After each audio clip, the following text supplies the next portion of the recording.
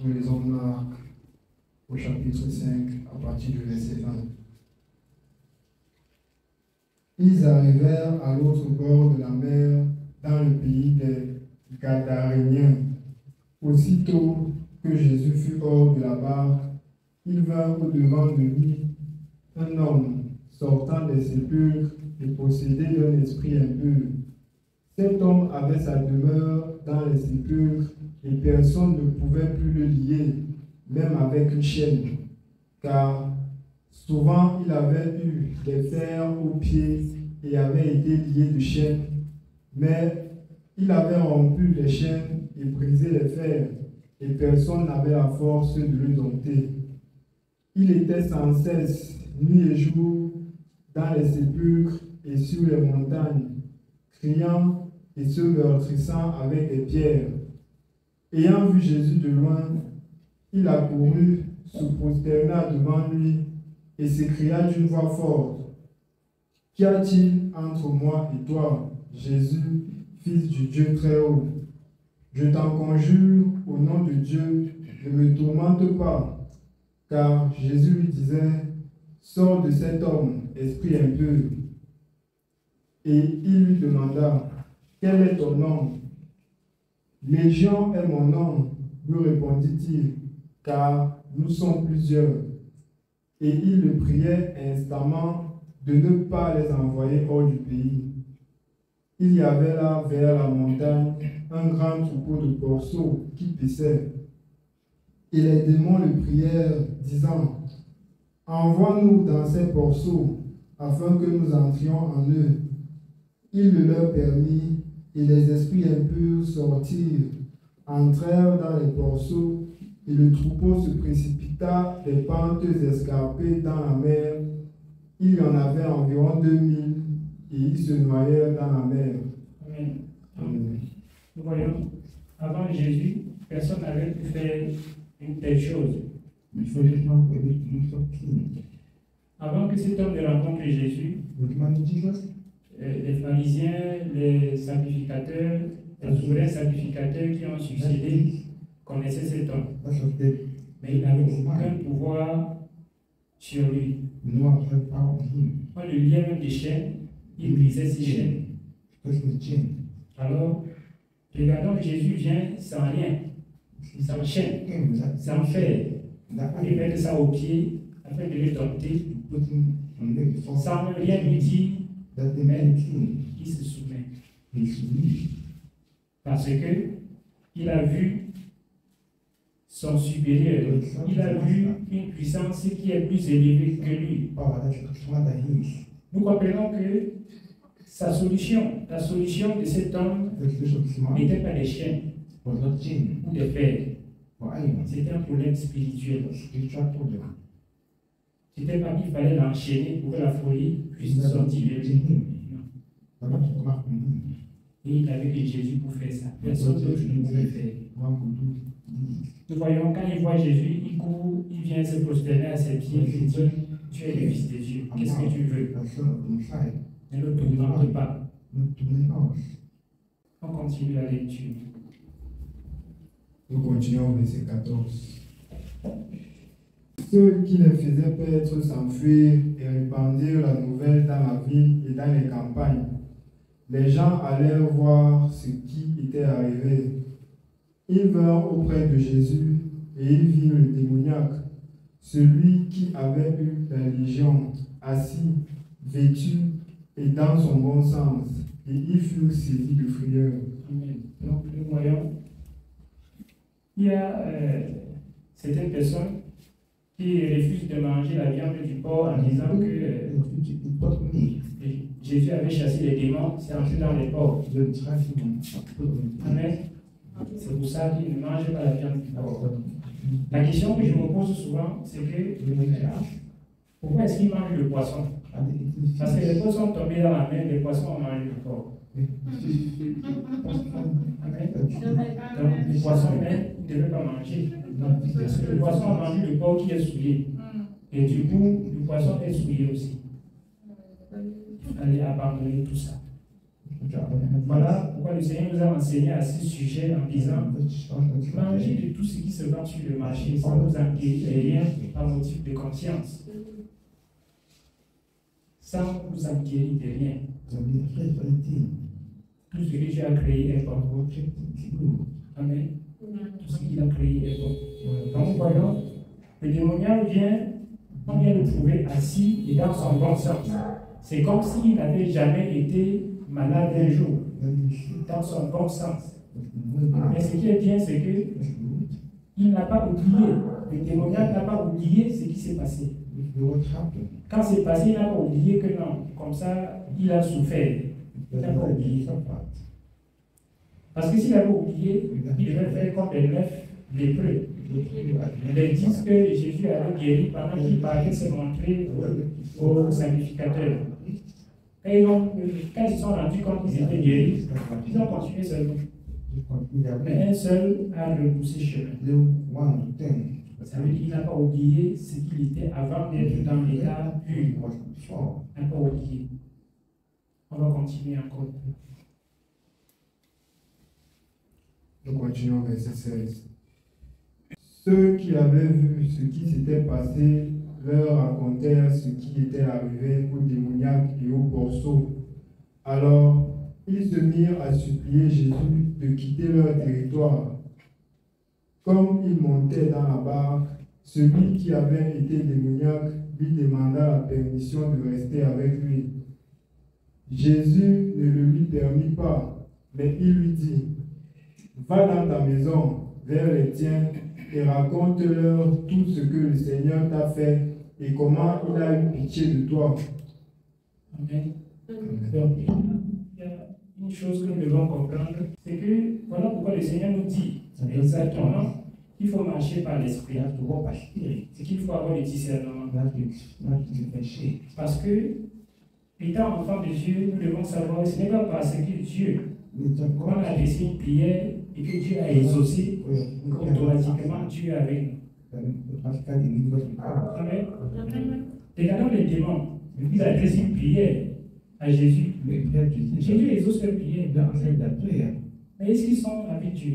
Si c'est avec Dieu. Mais Jésus exauce quand même à leur prière. Fais-nous entrer dans ces pourceaux et ne nous rejette pas. Il permet. Amen. Il permet. Regardons une autre chose. Les gens de la ville arrivent, ils le supplient, ils lui adressent une prière, alors quitte notre territoire. Amen. Il exauce. Il exauce à leur prière. Parce que si Jésus restait, il n'allait rien lui faire. Parce que imaginons, quand autrefois on vient dire à Jésus que Hérode veut qu'il tue, fuis.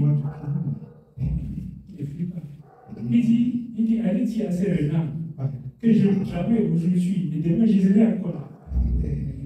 Et le lendemain, je marche encore. Donc, voyons. Il dit, allez lui dire que je suis encore là et que je vais encore faire. Allez dire à ces renards. Donc, si priait Jésus de quitter le territoire, Jésus ne quittait pas, il n'allait rien le faire. Mais Jésus a exaucé. Amen. Il a exaucé à leur prière. Mais regardons celui qui est sauvé. Il adresse une prière à Jésus, Jésus n'exauce pas. Amen. Et celui qui est sauvé, Jésus vient de sauver là. Il est sauvé. Il dit, Seigneur, permets que je te suive. Il dit, je ne te permets pas. Il n'exauce pas sa prière. Est-ce qu'il n'était pas avec Dieu? Il était avec Dieu. Il suivait le Seigneur, c'était pour le servir, c'était pour être à son service, pour être attaché à lui. Jésus ne le permet pas. Amen.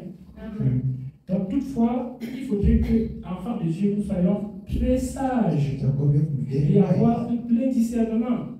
Sinon, quand nous allons adresser certaines prières, Dieu n'exauce pas directement, on va voir c'est le ciel qui est tombé sur la terre. Autrefois, Jésus avait dit aux apôtres et aux disciples, allez par tout le monde et prêchez la bonne nouvelle à toute la création. Amen. acte 16, les apôtres veulent faire ce que Jésus leur avait dit d'aller faire. Jésus dit non, n'entrez pas. N'entrez pas. Vous voyez la différence? Donc, toutefois, il faut avoir ces discernements-là. Ce n'est pas parce que quelqu'un a prié et est exaucé automatiquement, il est en parfait accord avec Dieu. Ce n'est pas parce que quelqu'un a prié et Dieu n'a pas encore exaucé, et que Dieu n'a même pas exaucé, que du coup, il n'est pas en parfait accord avec Dieu. C'est pour cela que tu fais ta prière, que Dieu exauce ou pas, veille seulement sur ta vie pour voir si tu es en accord avec lui sans réfléchir quelque part. S'il n'a pas exaucé, il n'y a pas de souci. Amen. S'il n'a pas exaucé, examine seulement pour voir si tu es sur la ligne droite. Il a tracé, si tu es sur la ligne droite, c'est fini, c'est pas. Parce que, voyons que l'apôtre Paul même, qui était son serviteur, lui a adressé une prière et il n'a pas exaucé. Amen. Il n'a pas exaucé. Mais quand Dieu n'exauce pas une prière, c'est pour un but. C'est pour un but bien précis. Il est vrai qu'on ne peut pas comprendre le but là, toujours, mais plus tard, on va comprendre pourquoi. Amen. Quand le témoignage prie le Seigneur, permet que je puisse te suivre. Le Seigneur ne lui permet pas. Quand nous allons dire plus bas, nous allons voir pourquoi le Seigneur n'a pas permis. Parce que si tu attaché derrière le Seigneur, il n'allait pas faire un certain nombre de travail. Un certain travail qu'il fallait qu'il fasse. Mais en étant détaché du Seigneur, il devait faire un travail extraordinaire. Amen. On continue encore une peu et puis on va comprendre. Nous continuons verset 20. Il s'en alla et se mit à publier dans la Décapole tout ce que Jésus avait fait pour lui, et tous furent dans l'étonnement. Jésus, dans la barque, regagna l'autre rive, où une grande foule s'assembla près de lui. Il était au bord de la mer. Alors vint un des 9 de la synagogue, nommé Jairus, qui, l'ayant aperçu, se jeta à ses pieds et lui adressa cette instante prière. Donc, nous voyons plus haut. Que quand il prie, quand il demande au Seigneur de le suivre, le Seigneur dit non, je ne le permets pas. C'est pour un but. C'est bien clair. Le Seigneur lui dit non, ne me suis pas. Mais va annoncer dans ta maison, va dire à ceux de ta maison tout ce que le Seigneur t'a fait. Et quand il quitte le Seigneur, il annonce ça dans toute la Décapole. Il devient évangéliste. Il évangélise partout, il témoigne partout ce que Jésus a fait. Et il fallait ça. Il commence à répandre le témoignage partout. Mais s'il était attaché au Seigneur, il n'allait pas faire ce travail-là. Amen. Il n'allait pas le faire. Quand le Seigneur a guéri un autre, il dit, va te montrer au sacrificateur et donne-leur ce que Moïse a recommandé pour ta purification. Quand il part, avant même d'arriver chez les sacrificateurs, il annonce partout comment il a été guéri. Il annonce. Donc, toutefois, quand le Seigneur dit non, c'est pour un but. Amen. Il ne dit pas non pour punir quelqu'un. Si tu es son enfant, il ne dit pas non pour te punir. Si tu es son enfant, il dit non pour que ça s'accomplisse autrement. C'est-à-dire pour que tu fasses autre chose. Quand il a dit à l'apôtre Paul que non, les charges dont tu me parles, je ne vais pas éloigner ça de toi. Il a expliqué pourquoi. Il dit car ma parole, ça va s'accomplir plus dans la faiblesse. Il savait pourquoi il n'a pas enlevé ça. Et l'autre Paul a compris ça bien après. Pour un enfant de Dieu, pour un serviteur de Dieu, il comprend toujours après. L'apôtre Paul le dit lui-même que pour que je ne sois pas rempli d'orgueil. Amen. Oui, donc c'était pour un but. Quand il dit Seigneur, j'ai prié le Seigneur 3 fois, puis il doit il a dit non, ma grâce te suffit. Après, il a compris pourquoi le Seigneur a dit non. C'était pour qu'il ne soit pas empli d'orgueil. Il m'a été mis une écharpe, un ange de Satan pour me souffleter, afin que je puisse travailler dans l'humilité, afin que je puisse être humble. Sinon, l'humilité de l'apôtre Paul n'allait pas avoir lieu. Il n'allait pas être humble. Parce que c'était quelqu'un qui avait de la connaissance. Amen.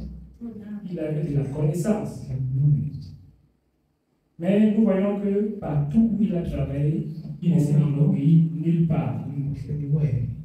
Parce que le Seigneur l'avait calmé au préalable. Si le Seigneur avait exaucé à sa prière, le service de Dieu était d'abord. C'était parti, c'était fini. Il va continuer encore. Verset 22, Marc 5. Alors vint un des chefs de la synagogue, nommé Jairus, qui, l'ayant aperçu, se jeta à ses pieds et lui adressa cette instante prière. Ma petite fille est à l'extrémité. Viens, impose-lui les mains, afin qu'elle soit sauvée et qu'elle vive. Jésus s'en alla avec lui, et une grande foule le suivait et le pressait. Or, il y avait une femme atteinte d'une perte de sang depuis 12 ans. Elle avait beaucoup souffert entre les mains de plusieurs médecins. Elle avait dépensé tout ce qu'elle possédait et elle n'avait éprouvé aucun soulagement, mais était allée plutôt en empirant.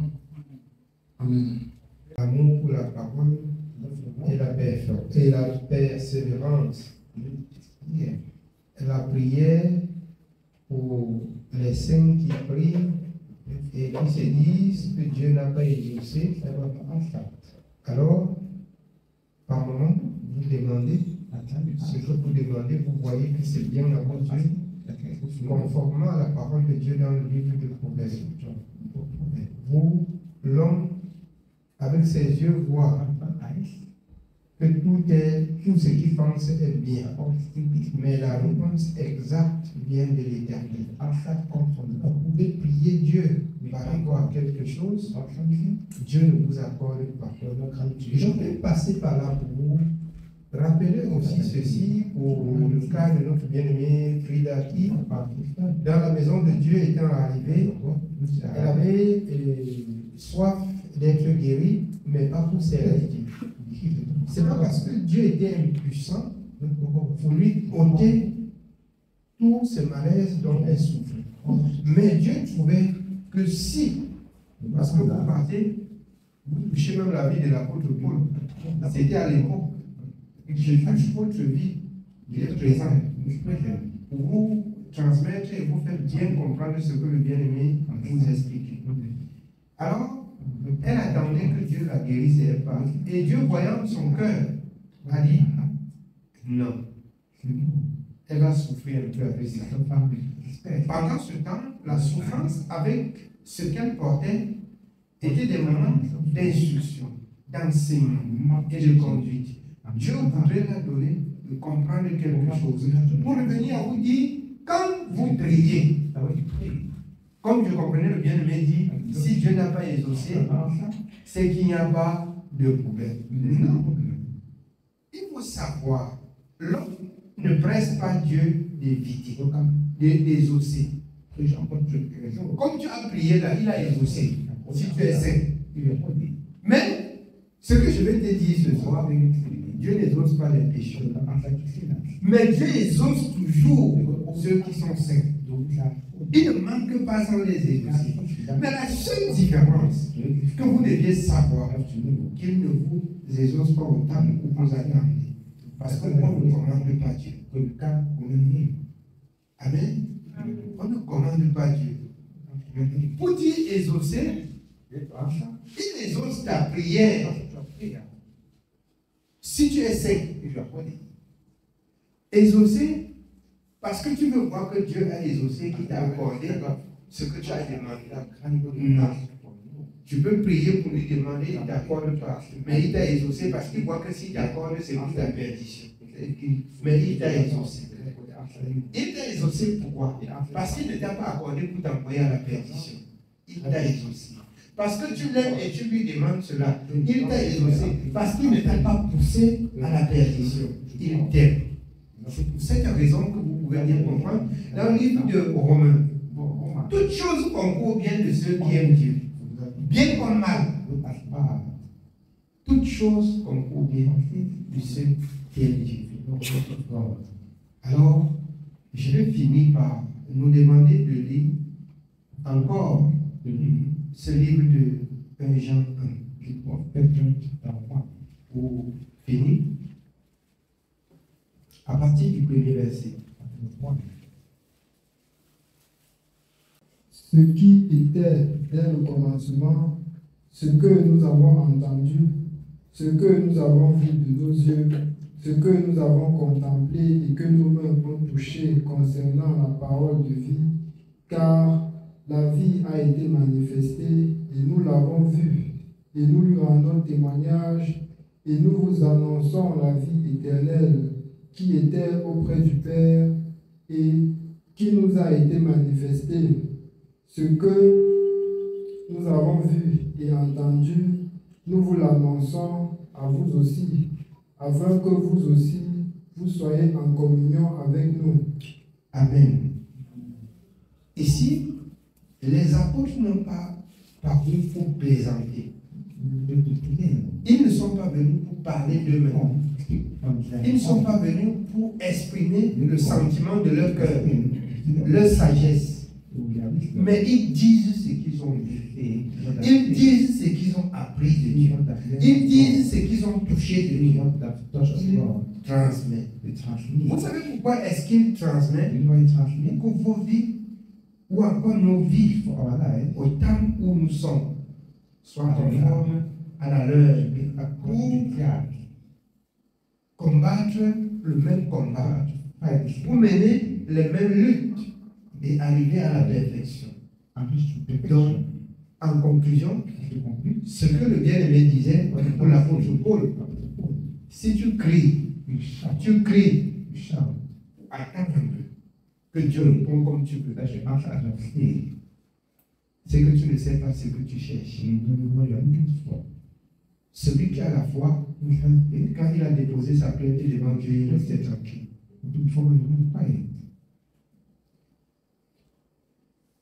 Parce que la parole de Dieu dit nous avons été édifiés sur le fondement des prophètes et des apôtres.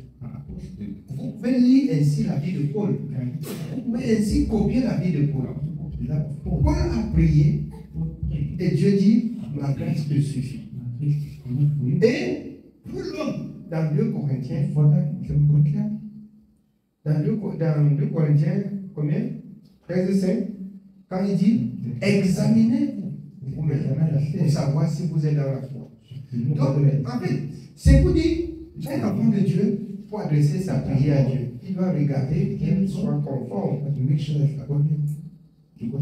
Mettre une marmite au feu pour préparer la nourriture, il faut qu'on regarde si la marmite est propre. Sinon, la nourriture va se gâter. C'est pas ça? Donc, être digne, être trouvé digne, parce que Dieu n'exauce pas les pécheurs. Le croyant doit être à tout moment, être convaincu que j'adresse ma prière à Dieu, Dieu écoute. En fait, que ton cœur ne te reproche pas. Parce que quand tu passes ça et là, tu fais ce qui n'est pas conforme. Par moment, tu pries et tu dis, où Dieu a même écouté, où il avait écouté, il a exaucé, il n'a pas exaucé. Par moment, tu mets dans ta tête, si je vois quel signe, je saurais que Dieu a exaucé. Si je vois si, je saurais que Dieu a exaucé. Non. Dieu, si tu as exaucé, fais-moi connaître. Fais-moi connaître. Parce que tes pensées te trompent. Tu dis, si je vois ça, c'est que je sais que Dieu a exaucé.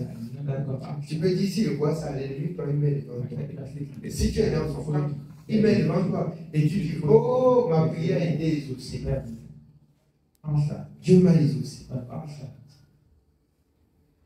Dieu n'exauce pas les péchés. En conclusion, je nous exhorte, et c'est l'exhortation de chaque jour. Si tu veux que Dieu t'exauce,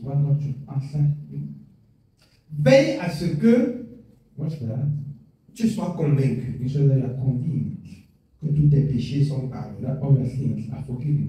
Que tous tes péchés sont pardonnés. Beaucoup me posent la question, quand quelqu'un reçoit le Saint-Esprit et les mauvais esprits se manifestent dans sa vie, c'est quoi? Et je reçois encore ce genre de questions. Oui, je reçois encore ce genre de questions. Alors, Saül, que Dieu a honte pour moi, et qu'il a déshonoré Dieu. Le mauvais esprit venait l'animer. C'est pas ça? Et quand David, avec l'esprit de Dieu, venait jouer à la guitare, le mauvais esprit se calmait. Et il allait bien. C'est pas ça? Et il a eu le mauvais esprit, pourquoi? Parce qu'il n'a pas obéi à la parole de Dieu. C'est pas ça? Parce qu'il n'a pas obéi à la parole de Dieu. Et aujourd'hui, vous pensez, et je vous rappelle, et je rappelle toujours ça à l'exhortation. Quand vous avez reçu le Saint-Esprit, ça ne peut pas dire que vous êtes couronné pour le ciel. Ça peut dire que Dieu a eu pitié de vous et qu'il dit, voilà l'enseignant, voilà le conducteur, écoutez-le. Et vous devez, en ce moment, redoubler de vigilance pour écouter la voix de l'Esprit. Tu fais un faux pas, tu l'attristes. L'ennemi n'attend que la porte que tu as ouverte. Il attend que tu ouvres, il attend seulement que tu ouvres une petite porte. Il entre. Et quand il entre, il te malmène. Plus que tu pêches et que Dieu n'exauce pas les péchés, quand tu as péché, il faut aussi veiller à savoir si ton péché là est pardonné. Et puis pour toi, si c'est un péché, méditer et pratiquer. Ça rend ta vie plus difficile.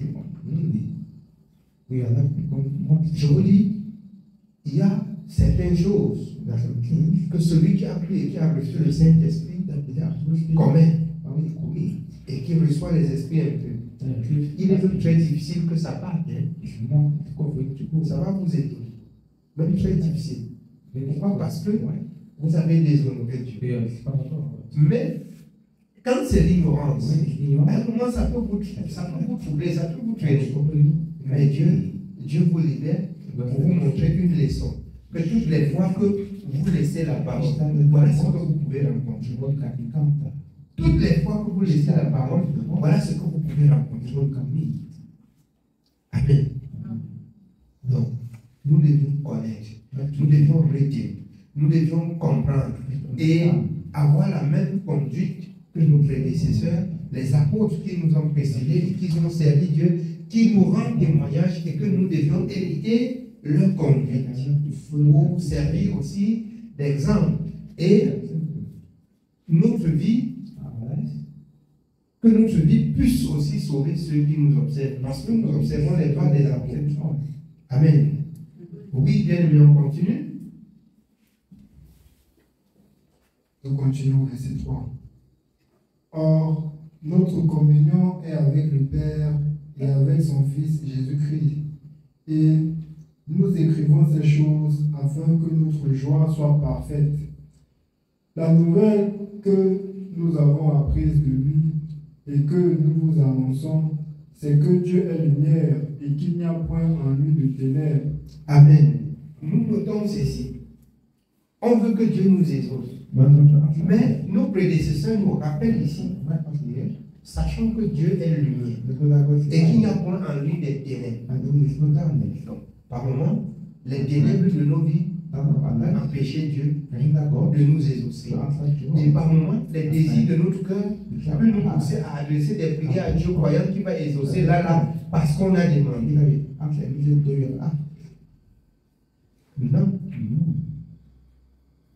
Que ta volonté s'efface, que ta volonté s'efface.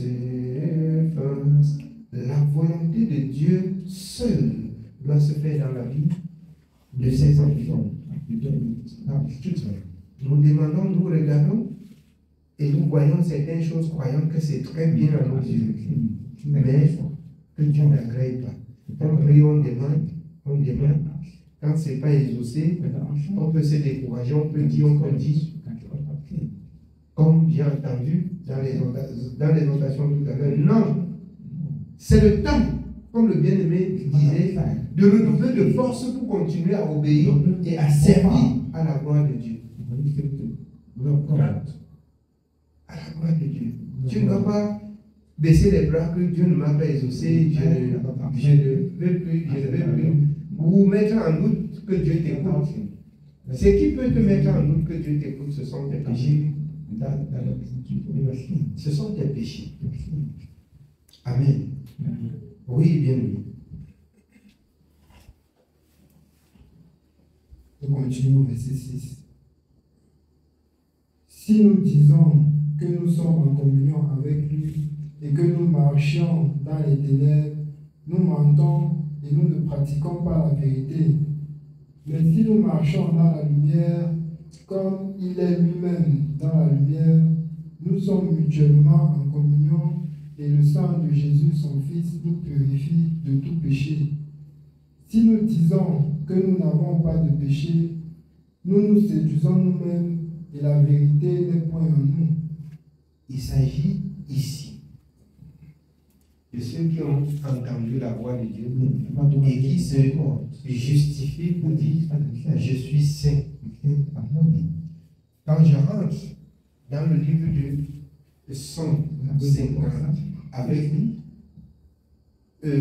David, Psaume 51, lui il reconnaît l'homme qu'on l'appelle l'homme selon le cœur de Dieu, qu'il a été conçu dans l'iniquité, qu'il est né dans le péché. Si quelqu'un vient à Dieu et dit qu'il est saint, c'est qu'il ne sait pas déjà ce qu'il cherche. Mais il est seulement dit que les enfants de Dieu ne pratiquent pas le péché. Une fois qu'on a connu, qu'on a compris, qu'on a appris que ceci est péché, nous ne devions plus pratiquer le péché. C'est ce qui est interdit. Vous, quand on rentre dans l'acte, Dieu étant Dieu ne tenant pas compte du temps d'ignorance, une chose est sûre, dans la folie, dans la jeunesse, dans le monde, dans l'ignorance, on a commis des choses abominables sans connaissance. Mais aujourd'hui, Dieu te dit, plus que je me suis fait connaître à toi, ce n'est plus le temps pour toi de pécher. Vous savez pourquoi Dieu met les enfants directement sous la couverture spirituelle des parents et qui redemande les comptes? Parce que les enfants, quand ils naissent, c'est le parent qui lui donne le sens du langage. C'est le parent qui lui donne le sens du langage. Si, je vais vous dire, je vous explique, au lieu d'appeler papa, si sa mère lui dit, appelle papa, maman, l'enfant va grandir avec ça. C'est pas ça? Donc, nous devons pour autant, puisque nous sommes déjà grands et que nous avons appris de Dieu la justice de Dieu, nous devions conduire, apprendre et transmettre ce que nous avons appris de justice à nos enfants. C'est ce que Dieu veut. Si tu veux, tu accouches d'enfants là. Vous changez, papa appelle maman, papa, maman appelle papa, maman. Vous voyez comment l'enfant là va grandir, ça va se passer. Ce serait son langage. C'est pas ça. Donc, toutefois, elles sont des vases vides. Et c'est nous qui remplissons. De même que les apôtres qui sont nos prédécesseurs et qui sont nos parents. Et que Dieu nous a donné la faculté de comprendre. Et la grâce de recevoir son esprit. Son esprit, c'est que nous écoutons ce que nous écoutons. Comme Église, ce que nous avons vu, ce que nous avons touché, ce que nous avons contemplé, nous vous transmettons. Donc, en fait, vous allez transmettre à vos enfants ce que vous avez appris de Dieu. Nous transmettons, nous aussi nous recevons à nos parents, à nos aînés spirituels, dans leur conseil, ce qu'ils ont reçu de Dieu. C'est réciproque. Nous recevons et nous transmettons. Ils ont reçu, ils ont transmis. Et ça reste écrit. C'est étape par étape, échelon par échelon. Et il faut que chacun joue son rôle tel que c'est indiqué dans la parole. Chacun doit jouer son rôle tel que c'est indiqué. Nous avons la responsabilité de ces enfants. Nous avons la responsabilité de ce message que nous avons appris. Même envers les païens qui viennent, qui nous observent, qui nous écoutent. Nous avons ce vif devoir de leur transmettre ce qui est conforme à la saine doctrine. Amen. Oui, bien, bien. Nous continuons avec ces lèvres. Si nous confessons nos péchés, il est fidèle et juste pour nous les pardonner et pour nous purifier de toute iniquité. Si nous disons que nous n'avons pas péché, nous le faisons menteur et sa parole est point en nous. Amen. Amen. Si nous confessons, quand nous venons au Seigneur, si nous nous retrouvons repris par la parole, nous devions chercher à arranger, à réparer avant de continuer la marche. Pendant ce temps, beaucoup ferment avec ça, beaucoup mettent la couverture sur ça et marchent dessus et continuent. Il y a un adage à mon patois quand les mamans disaient que tu prends les légumes sur le couscous, on cuit, et tu laisses le cuire avec le couscous. On rentre, on dit que c'est pour toi que tu as pris pour manger. Tu trouves que maintenant tu manges une nourriture déséquilibrée. Alors qu'on mange plus bien avec les légumes. Oh, tu es rentré, tu as regardé, tu as trouvé une assiette de légumes, tu as avalé. On rentre, on dit qu'on a chaillé des légumes, on a déposé. Voilà le mot. Tu trouves que tu as volé ton propre légume et tu as mangé. Tu te trouves dans la confusion. C'est pas ça? Tu es dans la confusion. Donc, mes bien-aimés, que le Seigneur nous donne de racheter le temps pour son service. Qu'il nous donne de nous conformer. Bien-aimés, au siècle du ciel. Parce que le siècle présent, c'est la terre. Le siècle du ciel n'a ni commencement ni fin. Nous apprenons tous les jours. Nous connaissons ce que nous avons appris. Et nous nous soumettons tous les jours auprès de notre Seigneur pour l'écouter et pour faire sa volonté. Donc, une fois que nous avons appris de lui, ce qu'il faut faire pour être agréable. Nous devons nous attacher. Amen. Que le Seigneur nous bénisse. C'est le message de ce soir. Amen.